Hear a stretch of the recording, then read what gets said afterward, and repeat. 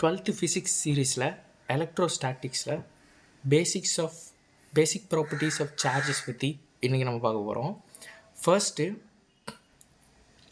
First வந்து electric charge.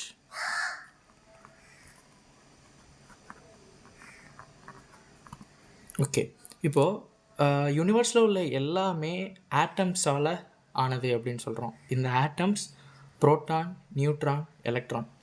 இந்த proton, neutron, electron அப்படிங்கிற ஒவ்வொரு மாஸ் உண்டு. எல்லாத்துக்குமே வெயிட் இருக்குதுன்னு சொல்கிறாங்க.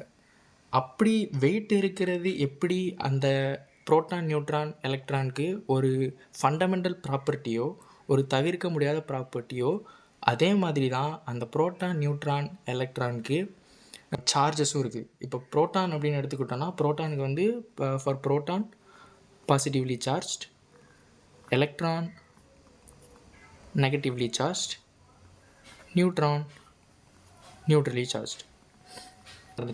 இப்போ இது எல்லாத்துக்கும் மாஸ் இருக்குதுன்னு சொல்லியிருந்தேன்ல, இந்த மாஸ். ஸோ புரோட்டானோட மாஸ் வந்துட்டு 1.6726 × 10⁻⁻27 kg. எலக்ட்ரானோட மாஸ் 9.109 × 10⁻⁻31 kg.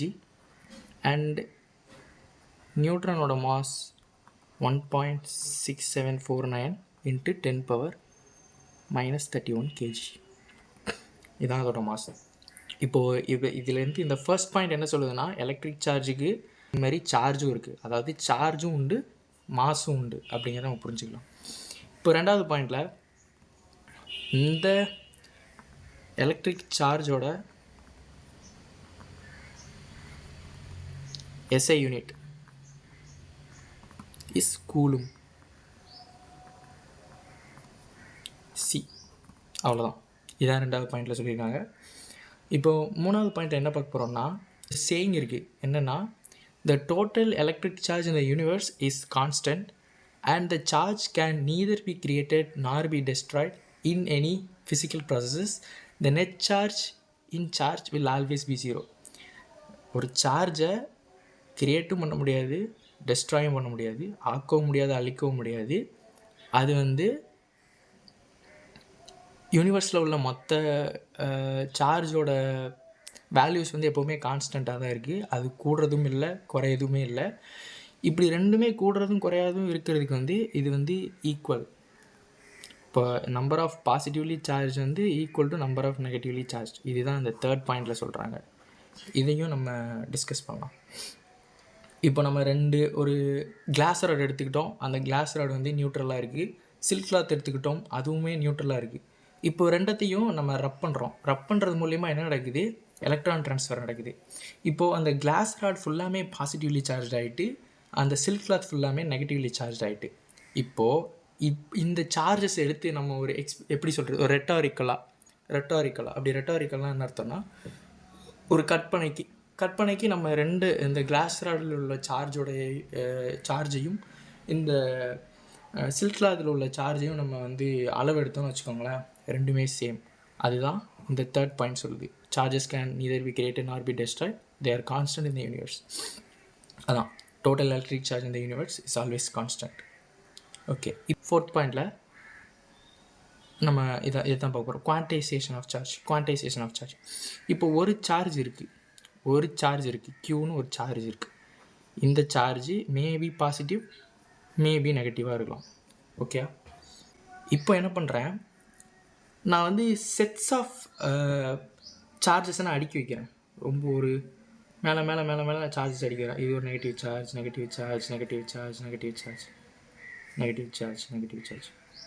இப்போ எனக்கு டோட்டலாக எவ்வளோ நெகட்டிவ் சார்ஜஸ் இருக்குது, அதாவது எத்தனை நம்பர் 1 2 3 4 5 6, இப்போது 6 நெகட்டிவ் சார்ஜஸ் இருக்குது.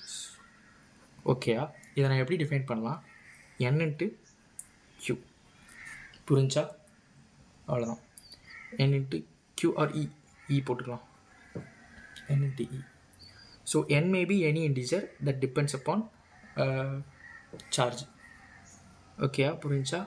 So Q is equal to total number of charges equal to N into E. இவ்வளோ தான்.